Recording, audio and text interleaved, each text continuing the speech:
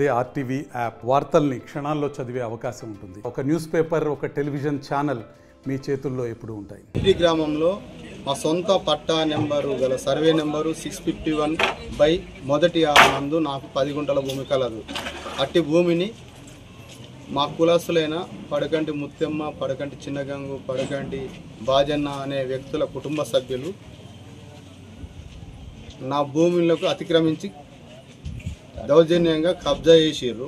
అట్టి విషయంపై నాపై కోర్టులో కేసు నేను వాళ్ళ మీద కేసు వేసినా కానీ వినకుండా వీడీసీలో పంచాయతీ పెట్టి గ్రామ బహిష్కరణ చేసినారు. గ్రామ బహిష్కరణ చేసిన నా బతుకు నేను బతుకుతుండగా వీళ్ళ టార్చర్కు మా నాన్న బ్రెయిన్ ట్యూమర్ వ్యాధిన పడి చనిపోవడం జరిగింది.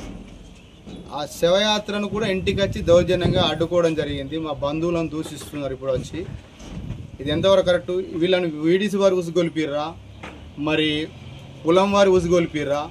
వాళ్ళు ఎంతవరకు కరెక్ట్? మా ఇంటి మీదకి దాడి అయ్యేందుకు వారిపై చట్టరీత్యా చర్య తీసుకొని నాకు న్యాయం చేయాలని కోరుతున్నాను.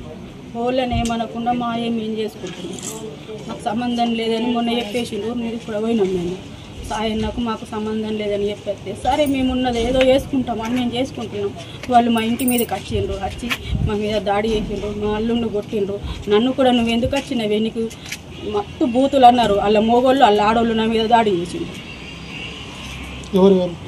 బాజన్న, వాళ్ళ తమ్ముడు, వాళ్ళ భార్య, చిన్నగంగు, వాళ్ళ అమ్మ చిన్నగంగు, బాజన్న, వాళ్ళ అమ్మ వనజ, బాజన్న, సింరెడ్డి. తెలుగులో ఫాస్టెస్ట్ న్యూస్ ఇప్పుడు కొత్త అవతారంలో 5 సెకండ్లోనే పూర్తి వార్తా సమాచారం మీ చేతిలో.